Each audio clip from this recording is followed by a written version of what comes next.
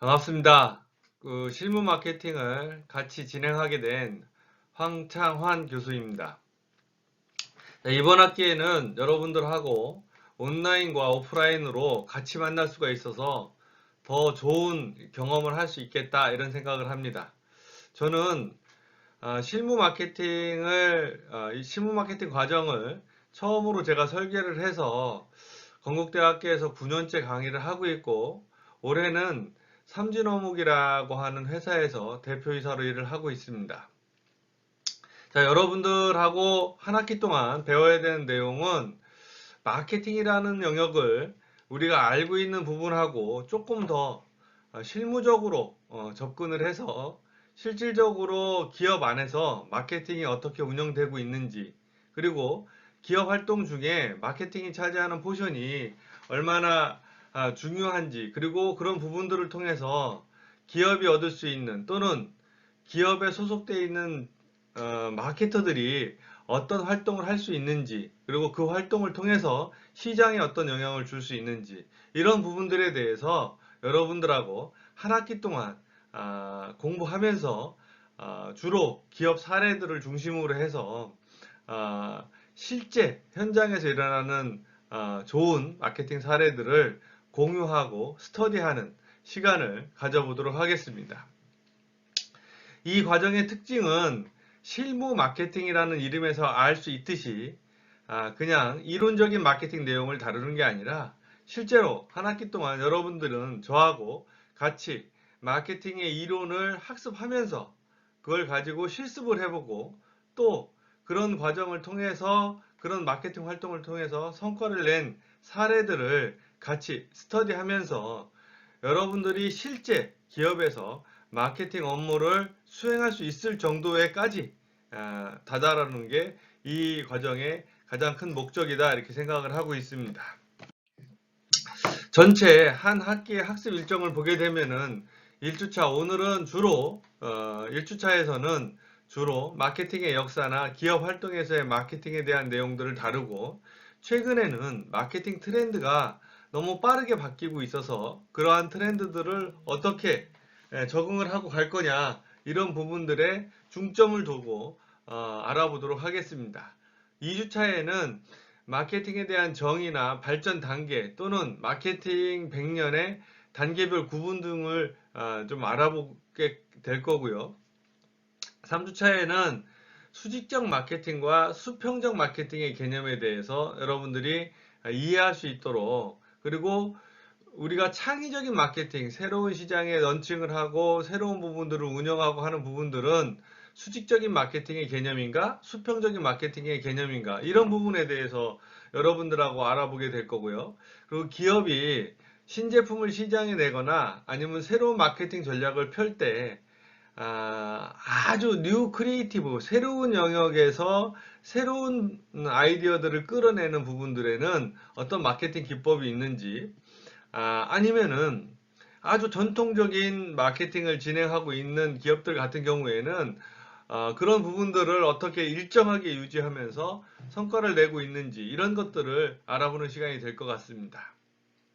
이런 기업의 마케팅 부분에 대한 것들을 정확히 여러분들이 개념적으로 알게 되면은 실제로 저희들의 마케팅 시방서라고 하는 마케팅 프로세스를 따라서 최종적으로 시장에다가 마케팅적인 개념을 도입시켜서 새로운 제품을 출시하는 그 단계를 알아보게 되는데요. 그 맨 상위의 개념에는 마케팅 전략이 있다 이렇게 얘기를 합니다. 그래서 마케팅 전략이라는 개념은 마케팅을 통해서 우리가 어떠한 부분들을 이끌어내고, 그걸 가지고 시장을 어떻게 세그멘테이션하고 타겟팅하고 포지셔닝하고 난 다음에 우리가 포피 믹스라고 하는 프로덕트, 프라이스, 플레이스, 프로모션, 이 네 가지 믹스를 가지고 시장을 어떻게 컨트롤 하느냐, 그거의 맨 위에 상단에 있는 거죠. 그래서 마케팅 전략 방향을 공격적으로 잡을 거냐, 보수적으로 잡을 거냐, 이런 부분들을 설정하는 것을 우리가 마케팅 전략 방향 설정이다 이렇게 얘기를 하고, 4주차에는 그런 부분들을 다뤄보고요. 전략 방향이 설정이 되고 나면은 우리가 공략하고자 하는, 우리가 가고자 하는 시장에 소비자들의 트렌드나 소비자들의 분석을 어떻게 해야 되느냐, 그래서 소비자들한테 접근하는 방식을 소비자 구매 의사 결정 과정이라는 부분들을 스터디하면서 우리 소비자들에 대한 심리적인 상태를 우리가 파악하고 그 소비자들의 행동을 분석할 수 있는 방법들을 5주차에서 다루게 됩니다. 그렇게 다루고 나면은 6주차에서는 소비자들이 행동을 보이는 어떤 단계, 구매 의사결정 단계라고 하죠. 그래서 소비자들은 어떤 물건을 구매하거나 아니면 마케팅적 활동을 할 때는 5가지 단계를 거친다라고 그래요. 여러분들도 하면 가만히 생각을 해보시면은 여러분들이 어떤 제품을 구매를 할 때는 이런 생각을 하게 된다라는 거죠. 아, 내가 무언가 필요하다. 아니면 내가 현재 사용하고 있는 어떤 제품들이 다 떨어져서 그게 지금 사용할 수 없게 됐다. 아니면은 내가 입고 있는 의류나 옷이 너무 낡아서 새로운 옷을 하나 사야 되겠다. 이렇게 어떤 필요를 느끼는 단계를 소비자 구매 의사결정 과정에서는 문제를 인식하는 단계다 이렇게 얘기를 한다라는 거죠. 그래서 문제를 인식하고 나면은 소비자들은 그 문제를 해결하기 위한 정보를 탐색하고 정보를 탐색하고 난 다음에는 여러 가지 제품들이 있을 거니까 그 안에서 어떤 제품들을 결정을 할 거냐 대안을 설정하게 되고 대안을 설정하고 난 다음에는 결정하고 난 다음에는 구매하고 구매 후 행동을 하는 5가지 단계의 소비자 구매 의사결정 과정을 거친다 얘기를 하는 거죠. 다시 한번 여러분들도 따라 해보죠. 소비자들은 즉 여러분들이 소비자죠. 구매 의사결정 과정을 거치는데 첫 번째는 문제를 인식하는 단계, 두 번째는 정보를 탐색하는 과정, 세 번째는 대안을 설정하는 과정, 대안을 결정하는 과정, 네 번째는 구매하는 과정, 다섯 번째는 구매 후 행동을 하는 과정. 이렇게 5가지 단계를 거쳐서 구매 의사결정 과정을 거치는데 그러면은 기업에서는 우리 제품이나 서비스를 이용하는 고객들이 어떤 5가지 단계를 거치는지를 또는 어떻게 5가지 단계를 거치는지를 파악해 보는 거를 소비자 구매 의사결정 과정이다 이렇게 얘기를 한다라는 거죠.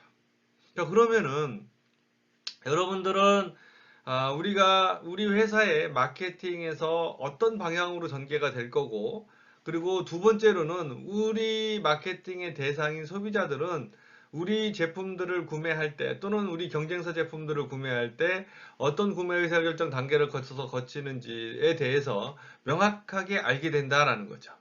이렇게 2가지 단계를 거치게 되면은 그 다음 단계로 진행해야 되는 부분들이 보통 우리가 갖고 있는 유한한 자원을 어디다 더 집중해서 쓸 거냐 이런 부분들을 설정하는 게 마케팅에서는 중요한 부분이다라고 얘기를 한다라는 거죠. 그래서 그런 부분들을 사용하기 위해서 사용하는 부분들은 우리가 보통 주식에서 계란을 한 바구니에 담지 마라 이렇게 얘기하는 것처럼 주식에서도 마찬가지로 마케팅에서도 마찬가지로 어디에다 투자할 건지를 결정하고 투자를 해라. 이런 모델을 사용하는데 마케터들이 가장 많이 사용하는 모델이 BCG 모델이다 이렇게 얘기를 한다라는 거죠. 그래서 BCG 모델을 가지고 어디다 우리가 가지고 있는 마케팅적 자원, 즉 유한한 자원을 집중적으로 투여를 해서 성과를 낼 수 있느냐, 뭐 이런 부분에 대해서 얘기를 하게 되고, 그리고 그런 과정을 통해서 시장 점유율이라는 개념을 반영한 제품 구성을 가져가게 된다 이렇게 얘기를 하는 거죠. 그래서 우리가 마케팅 전략 방향을 설정을 하고 소비자 구매 행동을 분석하고 난 다음에 BCG 모델을 통해서 사업 포트폴리오, 즉 우리 제품을 우리 시장을 어디다 집중을 할 거냐 이런 부분들을 결정하고 나면은 그 시장들을 좀 더 세그멘테이션, 타겟팅, 포지셔닝을 통해서 시장을 세분적으로 나누고 그 중에서 타겟 시장을 설정하고 마지막으로 포지셔닝을 통해서 마케팅을 우리가 보통 인식의 싸움이다 이렇게 얘기를 한다라는 거죠. 그래서 여러분들이 시장에 있는 제품들을 어떻게 이해하느냐 그리고 머릿속에 기억하느냐 그런 부분들이 여러분들의 구매 의사결정에 영향을 직접적으로 주기 때문에 시장에서 우리의 고객들한테 어떻게 우리 제품을 인식시킬 거냐, 이거를 포지셔닝이다 이렇게 얘기를 한다라는 거죠. 그래서 포지셔닝의 개념까지를 하게 되면은 그 다음에는 프로덕트, 즉 제품 포피 믹스 중에 하나인 제품을 가지고 시장을 운영하게 되고, 그리고 프라이스, 플레이스, 프로모션의 단계를 거치면서 시장에서 마케팅 활동이 왕성하게 일어난다 이렇게 얘기를 한다라는 거죠.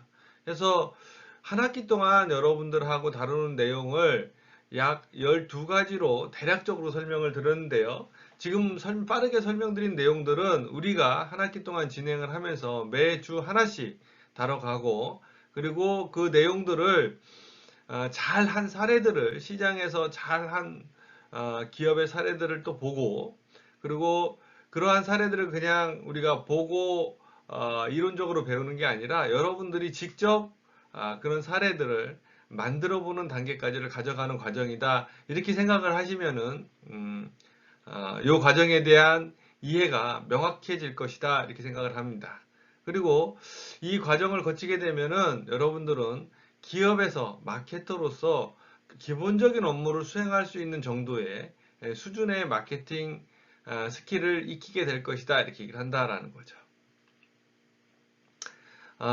이 과정을 스터디하신 여러분들의 선배들 중에서는 많은 분들이 기존에 하고 있던 일과 업무를 좀 바꿔서 마케팅 쪽에 관련된 업무를 하시거나, 아니면은 마케팅 관련 업무로 자기 업무를 전환한 케이스가 많을 정도로 이 과정은 실제적으로 마케팅에 대해서 가장 현장적인 부분들을 다루고 있다 이렇게 말씀을 드릴 수 있습니다. 그래서 한 학기 동안 여러분들하고 공부를 하면서 그런 부분들을 하나하나 전개해 나가보도록 하겠습니다. 자, 그러면 요 과정에 또 여러분들이 가장 많이 관심을 갖는 게, 과정을 다 듣고 나면은 평가를 받게 되죠. 그래서 보통 우리가 한 학기에 평가를 할 때는 출석을 잘 하느냐, 그 다음에 요 과정에서도 과제가 있습니다. 그 과제를 하고, 그 다음에 중간 시험, 기말 시험 이렇게 보는데, 요 과정에서는 과제 점수하고 기말 시험 점수가 좀 중요하다. 그리고 중간 시험 같은 경우에는 저희들이 실제 필답식으로 시험을 보기보다는 어떠한 과제를 하나 해결을 해서 제출하면은 그거를 채점을 해서 제가 중간 시험 점수로 대처하겠다, 뭐 이런 방식으로 봅니다.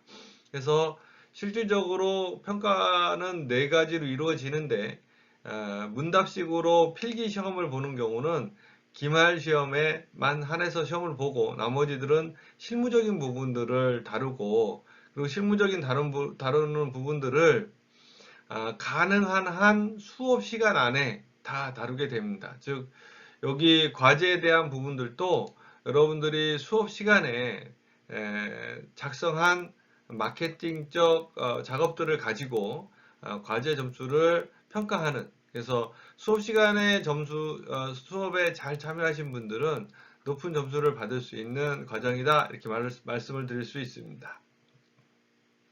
자, 그래서 과정 평가에 대한 말씀도 드렸고요. 학습 내용에 대해서 말씀을 드리도록 하겠습니다. 오늘 여러분들하고 이 시간에 다뤄야 될 내용들의 핵심은 기업 활동 안에서의 마케팅이 무엇이냐라는 것을 알아보는 것입니다. 즉, 여러분들은 마케팅이다 라고 얘기를 하면은 기업이 어떤 활동을 통해서 시장에서 어떠한 성과를 내는데 관련된 영역이다 이렇게 생각을 하고 계십니다. 근데 그게 어떻게 영향을 주고 기업들이 그 활동을 통해서 하기 위해서 어떤 행동과 연관이 되어 있는지를 여러분들이 연상해서 알게 된다라고 하면은 마케팅에 대해서 조금 더 명확하게 알 수 있다. 즉, 요 단원의 학습 목표는 기업 활동에서의 마케팅을 설명할 수 있게 된다. 이렇게 말씀드릴 수 있다라는 거죠. 그래서 물론 기업 안에서 이루어지는 모든 활동들이 전부 다 연결고리를 갖고 이루어지기 때문에 마케팅만 중요하다라고 볼 수는 없지만은 마케팅이 중요한 영역으로서 기업 활동에서 핵심적인 영역으로 자리를 잡고 있는 이유를 여러분들이 좀 알게 되면은 기업 활동의 안에서의 마케팅을 설명할 수 있다 이렇게 이해하고 있습니다. 그래서 이번 모듈의 학습 목표는 기업 활동에서의 마케팅을 설명할 수 있다 이렇게 봐주시면 될 것 같습니다. 우리가 보통 미래의 마케팅이 어떻게 전개가 되느냐, 지금 뭐 2020년도에도 상황이 워낙 빠르게 급변하고 있어서 하반기에 또는 2, 4분기에, 3, 4분기에, 4, 4분기에 어떻게 되느냐 이런 것들 예측하기가 쉽지 않다라는 거죠. 근데 레이커즈 와일이라고 하는 사람이 25년 전에 앞으로 세계가 이렇게 바뀔 거다. 즉 레이커즈 와일은 그 당시에 앞으로 유전공학, 여기 나오는 유전공학, 그 다음에 나노기술, 그 다음에 로봇공학, 이 세 가지 기술이 우리의 미래를 결정하는 가장 큰 산업을 이룰 거다 이렇게 얘기를 했는데 25년 전에 레이커즈 와일이 예측했던 많은 부분들이 실제 현재에서 정확하게 맞게 구현이 되고 있다 이렇게 얘기를 한다라는 거죠. 그래서 이런 부분들은 우리가 미래를 예측하는데 굉장히 중요한 영역 중에 하나다라고 보고 레이커즈 와일이 그 이후에는 앞으로 100년간의 미래가 어떻게 전개될 거다 이런 부분들을 예측을 했다라는 거죠. 그래서 우리가 마케팅을 하시는 분들이 만약에 미래를 정확하게 예측할 수 있다라고 하면은 당연히 마케팅에서 훨씬 더 높은 수준의 성과를 낼 수 있겠죠. 25년 전에 이런 부분들을 다 예측을 했는데 그 예측이 거의 다 맞았다라는 거죠. 그래서 또 앞으로 100년의 미래를 예측했는데 레이커즈 와일이 예측한 미래는 2020년도에는 전 세계의 육지 면적의 85%가 인터넷에 접속이 가능하다 이렇게 얘기를 한다라는 거죠. 물론 우리나라는 인터넷이나 초고속 통신망이 워낙 발달되어 있어서 이 말이 당연하다라고 이렇게 생각하실 수도 있습니다.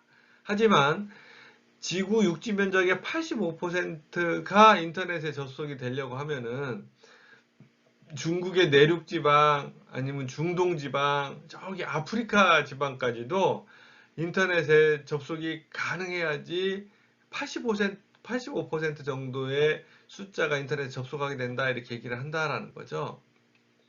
그렇게 생각한다라고 하면은 이 숫자는 굉장히 높은 숫자인데 레이커즈 와일은 2020년도에 85%의 면적이 인터넷에 접속된다라고 예측하고 있습니다. 또 2022년이 되면은 미국, 유럽에서 인간과 로봇의 상호 관계에 관련 법률이 제정된다 이렇게 또 예측을 하고 있다라는 거죠.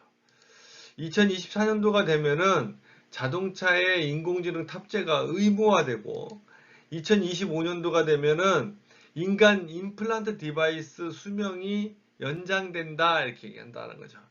그래서 인간의 어떤 부분들, 신체나 이런 부분들을 다른 장치들을 대체해서 사용함으로써 인간의 수명이 연장된다 이렇게 얘기를 하는 거고 28년도가 되면은 대체 에너지가 인류의 총 에너지를 감당할 수 있게 되고 29년도가 되면은 인간의 생각을 뛰어넘는 인공지능이 탑재된 컴퓨터가 100만 원대에 판매가 된다 이렇게 얘기를 하는 거죠. 이런 전자제품이 100만 원대에 판매가 된다라는 것은 굉장히 중요한 이슈가 됩니다. 여러분들이 사용하고 있는 노트북도 언제부터 이게 급속도로 확산이 빠르게 됐냐라고 하면은 가격이 100만 원대로 떨어지면서부터다 이렇게 얘기를 하는 거죠. 여러분이 손에 들고 있는 스마트폰도 처음에 나왔을 때는 몇백만 원씩 가던 것들이 언제부터 이렇게 모든 사람들한테 확산이 가능해졌냐? 그거는 가격이 100만 원대로 떨어지면서부터 그게 가능해졌다 이렇게 얘기를 합니다. 근데 지금은 인공지능이라고 하는 영역을 아주 특수한 경로에서만 활용하고 있지만은 인공지능이 탑재된 컴퓨터나 노트북이 100만 원대로 가격이 떨어지면은 누구나 다 쉽게 인공지능을 활용해서 어떠한 일들을 할 수 있는 단계가 된다. 그게 2029년, 앞으로 9년 정도 있으면은 인간의 생각을 뛰어넘는 인공지능이 탑재된 컴퓨터가 100만 원대에 판매되고 많은 사람들이 이거를 지금 스마트폰을 사람들이 갖고 있듯이 인공지능 컴퓨터, 인공지능이 탑재된 컴퓨터를 활용할 거다. 2030년도에는 나노 테크놀로지 시대에 모든 제품의 생산 단가가 파격적으로 낮아진다라는 거죠. 그러니까 생산 단가가 낮아진다라는 것은 인류한테는 더 풍족한 삶을 살 수 있게끔 된다. 이런 의미가 있다라는 거죠. 그래서 지금보다도 생산 단가가 파격적으로 낮아져서 인류의 삶에 훨씬 더 윤택한 삶을 주게 된다. 31년도가 되면 모든 의료시설에서 3D 프린터로 인공장기를 제조하게 되고, 그를 통해서 인간은 학습 능력이 극도로 좋아지면서 학습 시간도 단축하게 된다. 이런 얘기를 하고 있습니다.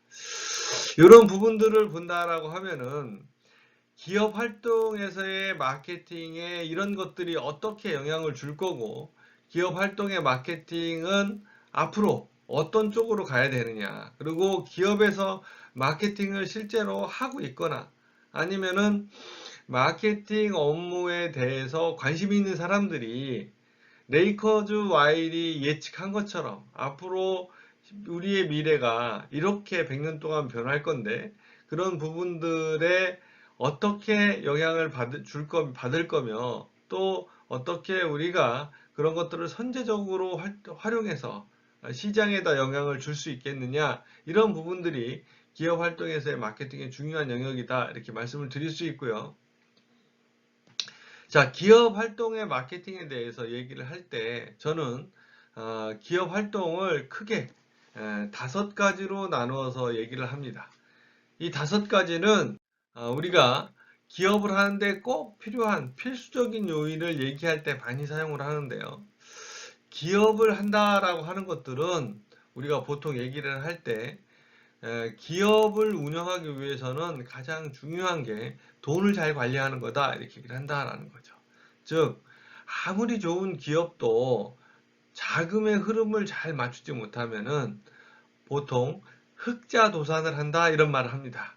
즉, 비즈니스를 해서 돈을 많이 벌어들이긴 하지만은 자금이 필요한 시기와 필요하지 않은 시기, 돈이 들어오는 시기와 나가는 시기를 잘 못 맞추면은 수익을 내면서도 회사가 도산하는 그런 일이 발생할 수 있다. 그래서 기업 활동의 가장 중요한 영역 중에 하나를 파이낸스 매니지먼트다, 이렇게 얘기를 한다라는 거죠. 즉, 기업은 돈을 잘 관리하는 게 가장 중요하다, 이렇게 얘기를 하는 거죠. 돈이 잘 관리되고 돈이 있다라고 하면은 기업 활동에서 두 번째로 중요한 것은 사람입니다. 보통 사람을 관리한다라는 것들을 우리가 이전에는 인사관리다라는 말을 많이 썼다라는 거죠. 인사관리는 사람을 코스트의 관점으로 봅니다. 그래서 우리 회사가 신입사원을 한 명 뽑으면은 연봉을 2천만 원을 줄 거냐, 3천만 원을 줄 거냐, 이런 부분들을 결정하거나, 아니면 경력사원을 뽑으면은 연봉을 뭐 4천만 원을 줄 거냐, 5천만 원을 줄 거냐, 이런 부분들을 결정하는 거를 인사관리의 개념이다, 이렇게 얘기를 하는데, 그 이후에 한 10년 정도 쭉 지나오면서 지금은 기업 활동에서 사람의 중요성이 이전보다 훨씬 더 커졌다라는 거죠. 그래서 인력을 코스트로 보는 게 아니라 자금이나 토지나 이런 것처럼 리소스, 자원으로 보기 시작했다라는 거죠. 그래서 생겨난 말이 휴먼 리소스다라는 말 씁니다. 즉, 기업은 우수한 사람들이 들어오면은 우수한 기업이 되는 거고, 보통의 평범한 사람들이 들어오면은 평범한 기업이 된다, 이렇게 얘기를 하는 거죠. 그래서 우리가 사람을 어떻게 잘 관리하느냐, 이게 기업 활동에서 두 번째로 중요한 요소다, 이렇게 얘기를 하는 거죠. 자, 여러분들 한번 생각해 봅시다. 여러분들이 실제로 기업을 한다고 가정해 보시고 돈이 있고 사람이 있다라고 하면은 세 번째로는 뭘 해야 될까요? 기업은 시장에다가 밸류를 공급해야 됩니다. 즉 어떠한 가치를 공급하고 그에 대한 리워드로, 보상으로 돈을 받습니다. 근데 그 밸류, 기업이 시장에다 제공하는 밸류는 크게 무형의 프로덕트와 유형의 프로덕트와 무형의 서비스, 이렇게 두 가지로 나눠진다는 거죠. 이 두 가지 중에서 어떤 회사는 유형의 프로덕트를 공급하기도 하고, 그런 회사들을 대개 제조회사라고 얘기를 합니다. 어떤 회사들은 무형의 서비스를 시장에다가 제공한다라는 거죠. 그런 회사들을 보통 우리가 금융이나 아니면은 어떠한 컨텐츠를 제공하는 회사들, 아니면은 교육 프로그램을 제공하는 회사들, 이런 회사들을 우리가 서비스 회사다, 이렇게 얘기를 한다라는 거죠. 어쨌든 기업은 시장에다가 밸류를 공급하는데, 그 공급하는 밸류는 두 가지로 구분할 수 있다. 그 두 가지는 유형의 프로덕트와 무형의 서비스로 나눠질 수 있다. 근데 이게 서비스든 제품이든 간에 그걸 생산해야 되는데, 생산하는 활동을 우리가 생산관리다, 이렇게 얘기를 합니다. 자, 서비스나 제품을 생산하고 나면은 그거를 갖고 있어서는 안 되겠죠. 어떻게 해야 되겠습니까? 시장에다가 공급해서 소비자들한테 어떠한 반응을 받게끔 하고, 그에 대한 대가로 기업이 돈을 버는 활동을 마케팅이다, 이렇게 얘기를 합니다. 그래서 마케팅을 통해서 어떤 부가가치를 이뤄낸다, 이렇게 얘기를 하고, 그러면은 마케팅을 통해서 제품을 판매하고 나면은 그걸로 전체 활동이 다 끝나느냐? 그렇지 않다라는 거죠. 기업은 어떤 제품을 만드는데 들어간 비용이 얼마냐? 그런 것들을 우리가 보통 영업에서 쓰는 비용이 다 제하고 얼마가 남았냐, 이런 것들을 영업이익이다라고 얘기를 합니다. 그리고 영업이익에서 기타 비용 다 빼고 얼마 남았냐, 이런 것들을 순이익이다라고 얘기를 합니다. 그래서 보통 제조기업 같은 경우는 순이익이 한 7% 정도 되면은 글로벌 스탠다드에 있다, 이런 얘기를 한다라는 거죠. 자, 여러분들 회사도 여러분들이 한번 관심을 가지고 우리 회사가 작년도에 순이익을 얼마를 냈는지 대차대조표나 아니면 손익계산서를 여러분들이 관심을 가지고 보게 된다라고 하면은, 우리 회사가 잘하고 있구나. 만약에 우리 회사가 순이익이 7% 이상 넘기고 있다 라면은, 우리 회사가 비즈니스를 잘하고 있구나. 그렇지 못하다라고 하면은, 내가 조금 더 열심히 해야 되는구나. 이런 것들을 확인할 수 있는 부분이 어카운트다, 이렇게 얘기를 한 거죠. 회계다, 이렇게 얘기를 합니다. 근데 기업 회계는 여러 부분이 있어서 우리가 그거를 매니지리얼 어카운트 또는 어카운트 매니지먼트, 회계 관리다, 이렇게 얘기를 한다라는 거죠. 자, 첫 시간에는 여러분들하고 마케팅 수업이 어떻게 진행이 될 거다, 이거에 대해서 말씀을 드렸고요. 실무적인 관점에서 진행이 되기 때문에 실무 마케팅이다, 이렇게 말씀을 드렸습니다. 그리고 그 마케팅을 잘 이해를 하려면은 기업의 축을 가지고 있는 5가지의 축을 여러분들이 잘 알아야 된다. 그래서 그거를 우리가 재무관리, 그 다음에 인적자원관리, 생산관리, 마케팅, 회계관리, 이렇게 5가지로 나누어서 정리를 했습니다. 자, 여러분들 이제 첫 시간을 시작을 했고요. 이번 학기의 강의는 온라인과 오프라인이 병행돼서 진행이 되기 때문에 여러분들하고 더 많은 시간을 아주 효율적으로 사용할 수 있을 거다, 이렇게 생각하고 있습니다. 끝까지 경청해 주셔서 고맙습니다. 다음 시간에 뵙도록 하겠습니다.